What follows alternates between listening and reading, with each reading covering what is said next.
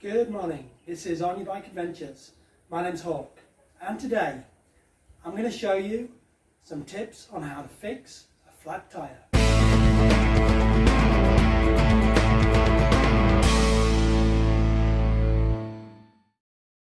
Now, Onyabike Adventures, we're on tours throughout the whole of Vietnam. We cover literally thousands of kilometres on multiple bikes, so of course we're no stranger to fixing a tube. And over the years we picked up a few little tips that I want to pass on to you to make the job as easy and as quick as possible, so when you're out on the road and it's starting to rain, you can get that tube replaced quickly and get on your bike. Now, before we remove the wheel, it's a good idea to give a good press on the brake caliper. You want to just move it a little bit so there's a bit of a gap between the pads and the disc. That'll help you later on when you're trying to get it back in there. And then we're ready to take off the wheel.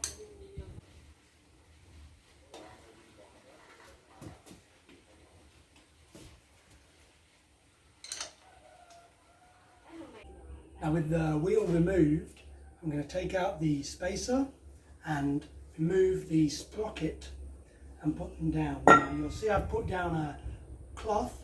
An old t-shirt will do the trick, but whatever you can do to keep any dirt getting out of the centre of the wheel. It's also a good opportunity to inspect the cush drive rubbers and check that they're looking in good condition. So the first thing we've got to do is get all of the air out of the tube. We always carry one of these little tools that has the split in the end. So that's a valve puller tool, but you want to take out that valve to make sure that all the air is completely released from that tube. Next thing we're going to do is have a quick look to see if we can find the offending nail or piece of metal. And there it is. So there you go. Next job is to break the bead on the rim. Best way is to do this by standing on it. There you go. That's one side. There it goes.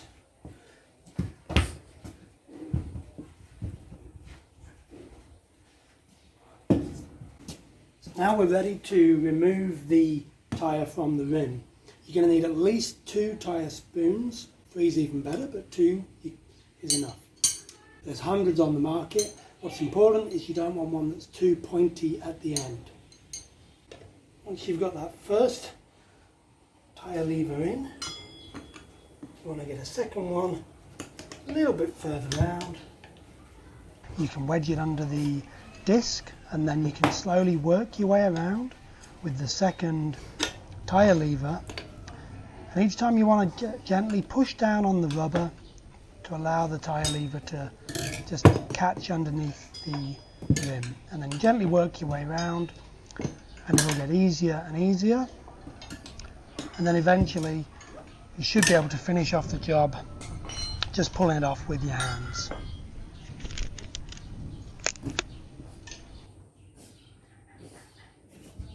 So now you want to remove the valve nut. That's usually a 12mm nut, but whatever it is for your bike.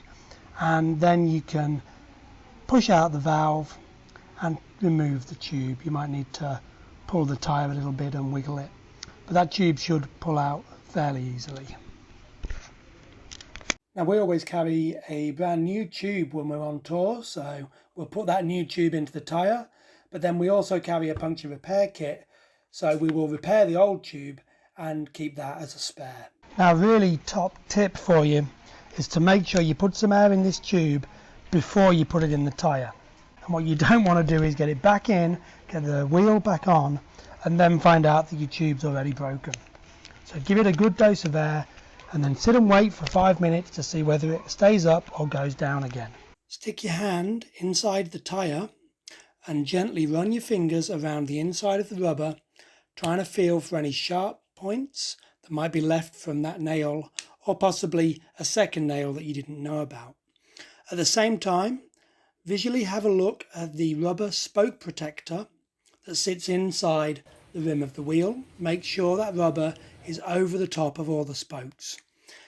If your spoke protector is broken, you can use electrical tape over the top of the spokes to get you back home. Starting at the valve, we push the tyre inside the tube, working our way around from the valve in both directions and making sure that the tube stays flat and there's no kinks or twists in the tube. If you've got any talcum powder, you can rub the talcum powder either inside the tyre or onto the tube directly, which will help to allow it to slip and not create kinks or twists later on when you're reseating the tyre or inflating it. Either using a valve puller tool or simply by sticking your hands inside the tyre, push the valve through the hole and then secure it in place with the valve nut just loosely on the end. And then push the rest of the tube into the tyre and try and push it right down into the centre line. We need a bit of soapy water around the lip of the tyre where it's going to seat on the rim. I always carry a small sachet of shampoo, and you can just mix this up in your hand with a bit of water and then rub it around the lip of the tyre all the way around, and that will help the tyre easily slip onto the rim. So now we start to reseat the tyre onto the rim. We begin the job with our hands or our feet, pushing the tyre as far around as we can without the tools before we finish the job using the tyre levers. Gently push them in, being very careful not to go too deep, and most importantly, when you lever up, you only bring the tyre lever up to 90 degrees into a vertical position, not pushing it all the way over, as you may then pinch the tube. And when you get round to the last bit, you're going to flip the levers over and you're actually going to put pressure on either side of the gap, pushing that tyre down rather than trying to lever it up. And because you've lubricated the edge, it should slip right into place. Reinsert the valve and start to blow up the tyre. Keep an eye on the valve, make sure it stays straight and doesn't start to move, and keep an eye on the bead all the way around as the tyre pops back on. Make sure it's popping back the whole way round on both sides of the wheel. Check the tyre pressure, and again sit and wait for a few minutes to make sure the tyre stays at that pressure. You don't want to start reassembling unless you've checked. But assuming it's okay, we're then ready to put the wheel back on the bike. Once you've got the wheel refitted in the bike, check that it spins freely, check the chain is still adjusted correctly, and then do not forget to pump the brakes. That first 2 or 3 presses will re-pressurize the system, but if you don't remember, then you'll soon find out at the first corner you get to. So there you go, job done. Quick and easy, and you don't need a lot of tools. Now of course, if you're on tour with us, our staff will do all that work for you. Onyabike Adventures run tours throughout the whole country, north, centre and south, running tours from 1 day up to 3 weeks if you want to see the whole country in one go. If you're in the Da Nang or Hoi An area, you can also come on a pillion tour where you don't ride yourself but sit on the back with one of our staff looking after you. So I hope you found the video useful, and if you enjoyed the video, please give me a thumbs up.